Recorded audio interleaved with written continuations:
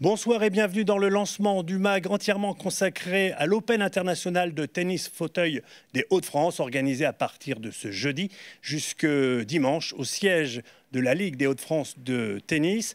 Pour nous en parler, alors déjà prenez note pour ce magazine, c'est tous les soirs en direct à partir de 19h, les temps forts du jour, bien sûr d'un point de vue sportif, et tous les aspects sportifs extra-sportifs de cet Open international au programme, et se diffuser sur les différents supports de communication de l'épreuve. Nous en parlerons en fin d'émission. Pour parler pour ce lancement de ce magazine, à mes côtés Emmanuel Mas. Emmanuel, bonsoir. Bonsoir Jean-Philippe. Vous êtes le coordinateur de l'épreuve. Tout à fait. Et aussi à vos côtés Robin Asport, qui est le responsable de communication, entre autres, si j'ose dire, aussi de l'épreuve. Alors, Emmanuel, pour nous faire saliver, parlez-nous de ce niveau donc international de cet Open. Alors, on a la chance effectivement d'avoir un superbe plateau. Ce tournoi fait partie du circuit mondial de tennis fauteuil, donc le Uniqlo Wheelchair Tennis Tour, donc qui est géré par la Fédération internationale. Donc là, on est sur un tournoi de grade 3 avec des têtes de série, des têtes d'affiche qui sont classées à la 12e place mondiale chez les femmes, à la 15e chez les messieurs. Donc ce sont des joueurs qui sont habitués à disputer les tournois du Grand Chelem qui accueillent les 16 meilleurs de la discipline. On a, au-delà de ces joueurs-là, d'autres joueurs qui seront aux Jeux paralympiques de Paris d'ici quelques mois. D'ailleurs, beaucoup de participants sont ici pour prendre des points précieux dans la course à la qualification aux Jeux. Donc, on va avoir un superbe spectacle. On a la chance chez les messieurs d'avoir Michael Schaefers, qui est un ancien numéro 1 mondial, qui a gagné Roland-Garros, qui a gagné l'Open d'Australie, qui a gagné le Masters. On a Frédéric Cataneo, le numéro 2 français, qui a été médaillé d'argent aux Jeux de Londres. Donc c'est du très haut niveau dont on va profiter cette semaine sur les cours du centre de ligue de Marc-en-Barœul. Est-ce qu'on peut dire que pour vous, personnellement, c'est un petit peu votre bébé ? Effectivement, si on reprend l'historique, c'est un tournoi qui a été créé en baie de Somme, dans mon club à l'époque, qui a gravi les échelons, d'abord tournoi exhibition, ensuite tournoi du circuit français. Le tournoi est rentré en 2013 dans le circuit mondial. Il a été repris par la Ligue de Picardie peu de temps avant la fusion des régions, et il est devenu, après la fusion des régions, l'Open international des Hauts-de-France. Donc il a eu lieu à Amiens, sur terre battue couverte. La Fédération internationale nous a demandé, comme il avait lieu sur terre battue, de l'organiser avant Roland-Garros, mais dans les mêmes conditions de jeu qu'à Roland-Garros, c'est-à-dire sur terre battue extérieure. Et le seul site dans les Hauts-de-France qui permettait de l'accueillir, c'était le Touquet. Malheureusement, pas mal de contraintes et la crise sanitaire, le Covid, annulation 2020, bulle sanitaire en 2021, ont fait qu'il s'était avéré compliqué de le pérenniser au Touquet. Et donc la Ligue a décidé de le rapatrier sur ses propres installations ici à Marc-en-Barœul, où on maîtrise pas mal d'aspects, où on a des installations très fonctionnelles qui nous permettent de proposer de très bonnes conditions à la fois aux joueurs et aux partenaires. Alors justement, pourquoi la Ligue des Hauts-de-France de tennis a souhaité organiser cette épreuve? Eh bien justement, c'est la question que l'on a posée à Patrice Bourlet, son président. Quelque chose qui touche notre cœur, on va dire, le cœur de la Ligue. Hein. C'est pas seulement ce que je dis, 500 clubs qu'on gère, c'est pas simplement le haut niveau, c'est aussi l'exemple qu'on doit donner, je pense, au niveau d'une ligue, c'est-à-dire l'inclusion, la santé, c'est des préoccupations quotidiennes. Je pense qu'à travers le tournoi qu'on fait, ITF, le tournoi international, c'était bien de faire ce qu'on va réaliser là, quoi. Je veux dire, sincèrement, c'est un coup de projecteur sur ce qu'une ligue, à mon avis, très sincèrement, doit faire aussi. En fait, avec Emmanuel Mas, qui est responsable du tout, on va dire. Hein. Il a l'idée, il porte l'idée depuis que l'ancienne Ligue de Picardie, c'est lui qui était parti sur le tennis fauteuil. On a décidé il y a 4-5 ans de travailler sur la santé, le domaine de la santé, hein, puisque 2018, ça a été le début de la politique de la santé au niveau du tennis. Et après, on a décidé, il y avait le tennis fauteuil, qui était aussi quelque chose, on va dire, entre parenthèses, le dada d'Emmanuel. Et dire voilà, et on a fait un groupe au niveau de la Ligue qui s'occupe du tennis adapté, du tennis santé, du tennis fauteuil. Voilà, ce qu'on peut appeler aussi l'inclusion, c'est-à-dire venir dans le sport autrement que par le haut niveau ou par rapport à ce qu'on attend d'une ligue. On s'est dit on a un site remarquable que les gens connaissent pas, hein, en fait pas trop.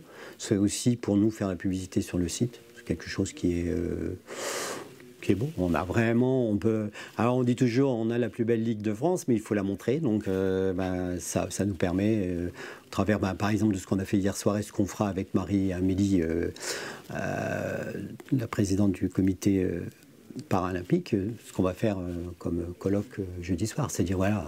Ouvrir sur le monde de l'inclusion, dire voilà, le tennis c'est ça, et puis ouvrir aussi notre ligue, parce que c'est vrai, effectivement, on a 6 cours couverts, on a tout ça, c'est super intéressant. On a tout ici, on a tous les ingrédients, on a aussi, on va dire, la main-d'œuvre qui est sur place, on la bouge pas, on est déjà un petit peu, on a quand même organisé déjà pas mal on a l'expérience, on va dire, ici.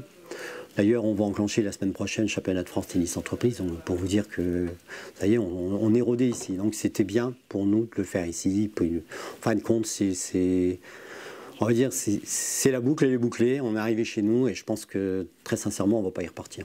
Alors, cet Open s'inscrit donc dans la semaine de l'inclusion, avec notamment la mise en place de colloques comme celui-ci, vous allez voir l'image, qui a été organisé ce mardi. En quoi c'est important ?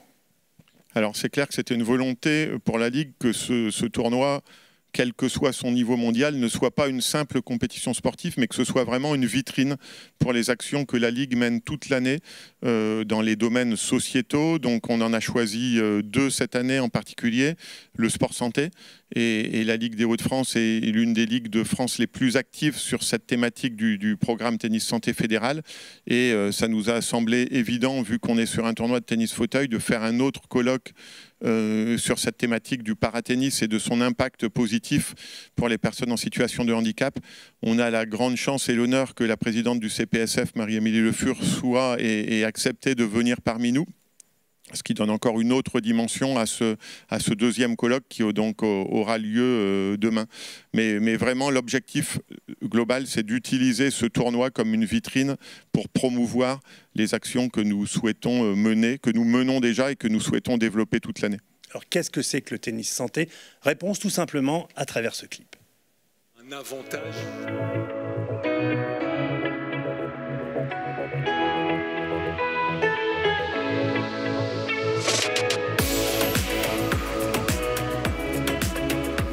Le tennis sport santé, avec du jeu de balles, les balles en mousse, les balles paille, sur des petits terrains et des déplacements limités, permettent à cette activité physique d'être sous surveillance, sous contrôle, adaptée aux pathologies et aux patients. Avec notamment des raquettes adaptées, donc beaucoup plus légères, beaucoup plus souples.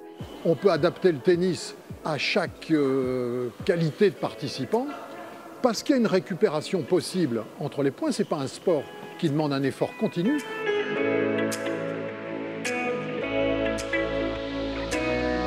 Depuis maintenant plusieurs années, de nombreuses études ont montré et prouvé le bienfait de l'activité physique sur des pathologies chroniques qui sont prises en charge dans le sport santé avec le tennis, tels que le diabète, le surpoids, l'hypertension artérielle, l'artérite, l'asthme ou la bronchite chronique par exemple, certains cancers également.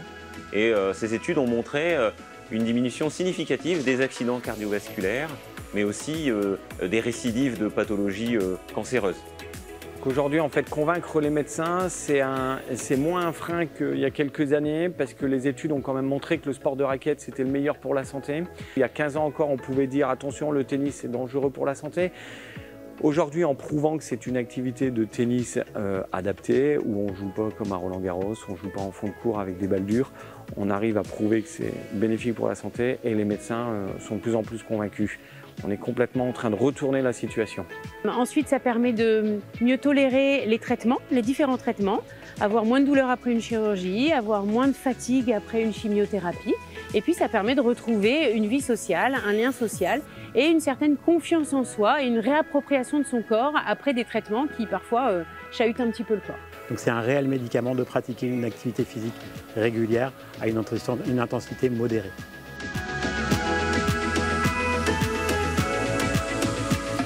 Moi, je dis qu'il y a une raquette pour tous. Il y a des gens qui ont déjà joué au tennis, qui se disent « non, je suis plus capable » et puis tout compte fait, ils reprennent plaisir en jouant avec un matériel évolutif. Il y a des gens qui sont hyper débutants et qui sont vite dans le plaisir, dans l'échange. Donc il a fallu que je me cale à leur rythme, avec des pauses, des choses comme ça. Il faut apporter beaucoup de ludique. Ils sont là pour discuter entre eux, pour prendre du plaisir et pour sentir qu'il y a des efforts. Par exemple, j'ai quelqu'un qui m'avait donné un exemple, il avait glissé en sortant de la douche et était tout content de me dire qu'avec les exercices d'équilibre, il avait réussi à se récupérer et à ne pas tomber.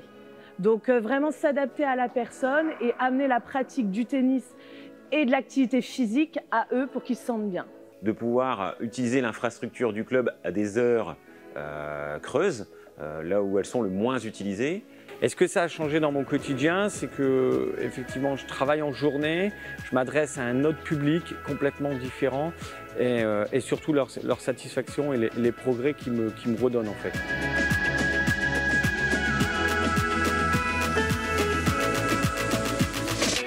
Ah oui, le lien social pour elles, il est vraiment fondamental. Quand elles viennent ici, c'est vraiment une bouffée d'oxygène, elles oublient leurs problèmes, elles sont vraiment focalisées sur l'activité. Et en aucun cas, on parle des problèmes qu'elles ont de maladies ou autres. Et on est vraiment sur de l'échange, du tennis et beaucoup de plaisir surtout. On ne parle pas de la maladie, on n'est pas là pour ça, on est tous dans le même bateau. Et l'essentiel pour nous, c'est de prendre soin de nous. Et aussi le fait de sourire, c'est bon pour la santé. Donc on attend avec impatience d'une semaine à l'autre la séance. Et la meilleure preuve, c'est le succès qu'on obtient avec ce tennis santé. Nous avons pour l'instant 3 groupes et nous avons les possibilités de développer encore considérablement. La demande est considérable. Le tennis sport santé, c'est la formule gagnante. Les patients, les professionnels de santé, les clubs et les enseignants, tout le monde est gagnant avec le tennis sport santé.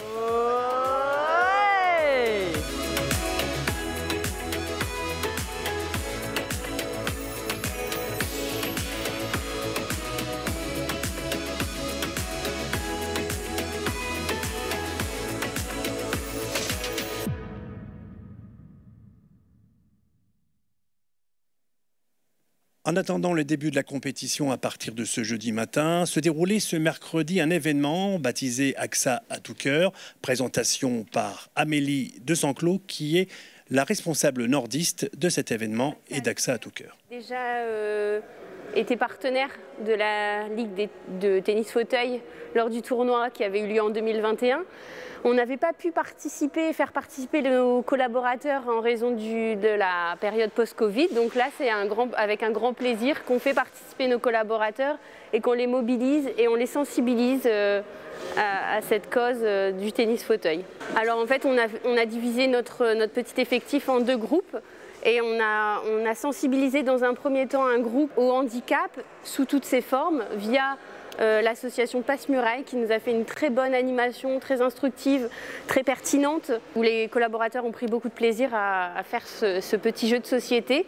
Puis un second groupe a effectué justement une séance de découverte au tennis fauteuil. Alors ça a été une séance, une après-midi vraiment fort instructive. On sent que les collaborateurs ont été sensibles à la cause du handicap, encore plus à celle du tennis fauteuil. La mise en situation aussi a aidé le côté ludique d'essayer le tennis fauteuil aussi. Je pense qu'on a sensibilisé pas mal de monde et on envisage avec AXA à tout cœur de peut-être renouveler notre opération avec l'association Passe-Muraille pour faire un peu découvrir cette association et sensibiliser encore plus de collaborateurs d'AXA au handicap. Alors Emmanuel, en quoi c'est important d'avoir ce type d'opération et ce type de partenaire? Alors effectivement, pour nous, avoir des partenaires, c'est la clé du succès de cet événement. Sans partenaire, il n'y a pas d'événement. Et pour nous, avoir des partenaires qui souhaitent mener ce type d'action de sensibilisation plutôt que d'être, j'allais dire, simplement partenaires par des actions de communication, présence de visibilité, etc., ça donne vraiment du sens à ce qu'on veut donner. Je parlais tout à l'heure d'opération vitrine. À travers ce genre d'action, on sensibilise et je pense que les partenaires, d'ailleurs, Amélie de Sanclos le disait, ils ont été ravis de leur journée. Donc on souhaite vraiment travailler dans ce sens avec nos partenaires. Ça peut être une garantie pour financer du matériel. En quoi c'est utile d'un point de vue pérenne sur une année, sur les différentes épreuves? On a vu un clip où finalement on a découvert aussi à travers ce clip différentes installations des Hauts-de-France. En quoi c'est important aussi? Alors, les partenaires, bien sûr, nous permettent de mener à bien l'événement, la semaine de l'inclusion, ça c'est une première chose. Mais la Ligue s'implique toute l'année dans le développement de ces thématiques avec ses propres actions, avec des soutiens au club, des aides financières, des aides matérielles, etc. Et donc c'est un peu la clé pour soutenir les actions de la Ligue et des clubs de la Ligue, puisque nous sommes une ligue de clubs. Il y a près de 500 clubs de tennis dans la région des Hauts-de-France et on essaye d'en convaincre et d'en soutenir un maximum pour mener des actions, que ce soit sur le tennis santé ou le tennis handicap. Alors, avant de parler des supports de communication autour de l'épreuve, on va quand même parler de l'organisation. C'est une véritable fourmilière qui se met en place depuis quelques jours, hein. D'ailleurs, ça a commencé à partir de quand? Et puis, c'est combien en chiffres? C'est les principaux chiffres de cet Open international de tennis fauteuil des Hauts-de-France. C'est quoi? Alors, c'est une équipe d'une cinquantaine de personnes qui œuvrent pour la mise en avant de la discipline et de l'événement, donc des prestataires, des bénévoles, et on les remercie beaucoup. On a toute une équipe de bénévoles et de chauffeurs bénévoles qui sont particulièrement rodés, efficaces et sympathiques. Donc pour nous, ils sont une des clés du succès de cet événement. Voilà, donc une cinquantaine de personnes, un budget de l'ordre de 145 000 € pour cette semaine de l'inclusion. Voilà, c'est un événement sur lequel on travaille à l'année et dès la fin du tournoi, on va se poser avec les membres de l'organisation, avec nos partenaires pour déjà débriefer et envisager une édition suivante. Le président disait tout à l'heure dans son interview qu'on était là pour un petit moment. C'est effectivement le but et c'est d'essayer de pérenniser l'action avec des organisateurs qui prennent du plaisir et des partenaires qui sont satisfaits. Alors, à travers ces chiffres, est-ce qu'on peut dire que cet Open international est une épreuve phare au niveau français ? C'est une épreuve qui fait partie du circuit mondial avec un grade ITF 3, donc effectivement c'est une des 10 épreuves phares dans le tennis fauteuil français, et on essaye de travailler vraiment sur ces aspects pour communiquer au mieux. On a fait, Robin va en parler, des gros efforts en termes de communication, en termes de sensibilisation. Il va y avoir une journée des scolaires vendredi en partenariat avec la ville de Marc-en-Barœul où on va faire venir des enfants sur la thématique « Changeons notre regard sur le handicap ». Donc voilà, effectivement, on essaye d'organiser un bel événement et de le faire connaître. Donc la transition est toute faite, hein. Bravo, vous êtes un as de la transition. Robin Sport, rebonsoir. Donc vous êtes responsable de communication de cette épreuve. Alors, il y a différents supports de communication autour de l'Open International. Est-ce que vous pouvez nous les présenter et puis leur contenu ? Effectivement, différents supports, différents réseaux que l'on a décidé de mettre en place pour ce tournoi. Ça commence par le MAG, tout simplement, tous les soirs à partir de 19 h, entre 20 et 30 minutes pour revenir sur la journée, revenir sur les matchs, bien évidemment, mais également revenir sur tous les à côté du tennis. Il y aura plein de reportages au niveau coulisses, donc ça c'est accessible sur YouTube et via les différents réseaux sociaux. Différents réseaux qui ont bien entendu été à la page du tournoi, que ce soit Facebook, Instagram, Open International des Hauts-de-France pour vous abonner sur les différents supports sur Facebook et sur Instagram. Et puis, le tournoi a vraiment décidé de faire les choses d'une bien belle manière, et ça j'en félicite Emmanuel, avec une montée en puissance de l'événement durant la semaine, puisque la fin de tournoi, le week-end final sera diffusé en direct. Les matchs seront diffusés en direct, soit sur les réseaux sociaux du tournoi, ou soit à la télévision sur Sport en France, une télévision accessible au plus grand nombre, puisqu'elle est accessible directement à tous via les box internet. Donc c'est vraiment une belle vitrine du tournoi et du tennis fauteuil. Alors on va rentrer dans le vif du sujet. Tout commence demain, ou on va même dire tout a commencé ce soir avec le tirage au sort. Alors est-ce qu'il y aura des affiches d'entrée? Quel est le menu de demain? Tout à fait, je dirais même, pour aller un peu plus loin, tout a commencé déjà à partir de ce matin, puisque les premiers joueurs et les premières joueuses sont arrivés sur le site et ont pu s'entraîner tout au long de la journée sur les cours pour découvrir un petit peu les cours et prendre possession de ce centre de ligue de Marc-en-Barœul. Et puis à partir de demain, oui, le tirage au sort vient d'être effectué à 18 h 30 par le juge arbitre international Jean-Jacques Sabatier. Et donc début des matchs 9 h 30 sur 4 terrains. Emmanuel, une affiche dès demain, c'était une volonté du tournoi d'avoir un match programmé à partir de 14 h. Ce sera la tête de série numéro 2 qui aura l'honneur du cours central, donc Frédéric Cataneo, qui sera opposé à Boussama Bouran à partir de 14 h, donc sur le cours central. Nous reviendrons bien sûr sur ce match dès 19 h. Alors quand même une dernière question, ces athlètes de haut niveau qui sont titrés, se baladent à travers le monde, est-ce qu'ils sont bluffés quand ils arrivent ici ?